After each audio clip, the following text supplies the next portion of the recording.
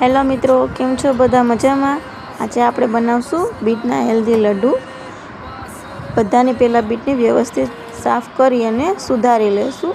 પછી પાછા એકવાર ધોઈ લેશું। પછી બીટને વ્યવસ્થિત છીણી લેશું।